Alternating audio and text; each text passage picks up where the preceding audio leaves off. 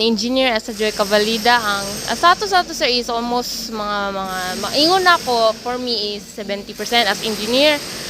More on ang ano-ani na to sir is kaning focus na diri sa second contract na mo is ang second floor, mga depend next week siguro mabutangan na mo ni glass and kato ma-wall na mo og kaning ceiling. So ang pinaka-kuti diri sir is ang pintura jud sir, ang design.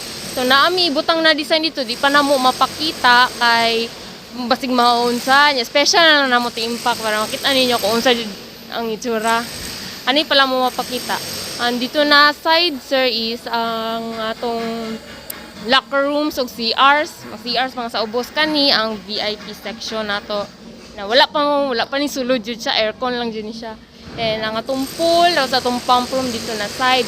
More lang ni siya diri ang atong more on ang ano diri na area sir is bleachers jud sir ang panindo nato. Ang maklaro man jud imong kalahian sa daan ug sa bag-o. So more ang color jud ang makapa-change ani niya sir.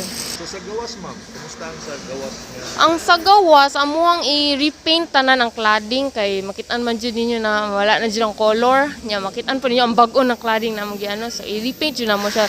Karon kay sa weather niya medyo kuan kayo, di pa na mo mabaano. So napa mi sa sulod. Repaint po ning sa among salog para maklaro jud yang ano ang pula jud niya.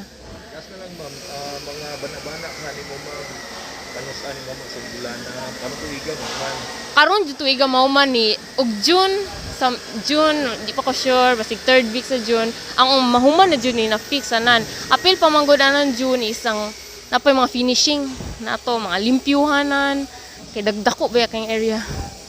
Kay first time man ako ni so murag mao jud pinakadako na nakuan na kitaan jud. Ininjut jud siya as in nindot man jud siya ug ang color pad wala kay siya na ano. So karon among gibuhat among best para mapanindot jud mo siya.